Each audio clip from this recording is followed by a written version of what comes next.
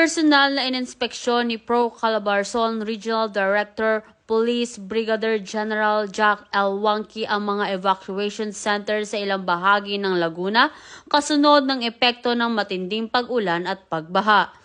Sunod-sunod na ininspeksyon ni Police Brigadier General Jack L. Wangki ang mga evacuation site sa Biñan City, Calauan at San Pedro City, Laguna, kung saan pansamantalang nanunuluyan ang daang-daang pamilya dulot ng hanging habagat. Sa kanyang pag-iikot, tiniyak ni Police Brigadier General Jack L. Wangki ang kalagayan ng bawat pasilidad mula sa sanitation, supply ng pagkain hanggang sa seguridad ng mga evacuees. Siniguro rin niyang sapat ang kakayahan ng mga evacuation center para tumanggap ng karagdagang evacuees sakaling lumala pa ang nasabing panahon.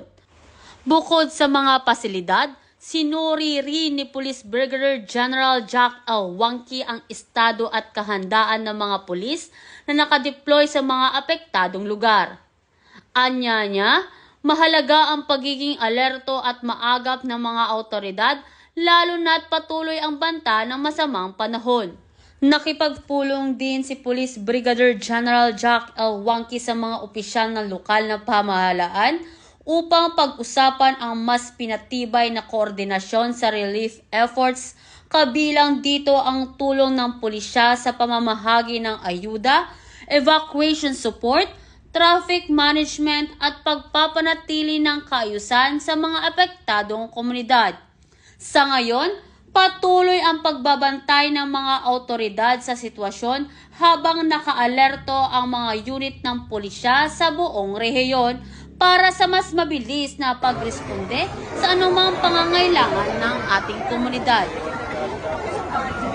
Mula dito sa Calabarzon, ako ang inyong Police News Network Correspondent, Patrolwoman Jessica Cris S. Obrero, alagad ng batas, tagataguyod ng Balitang Pulis.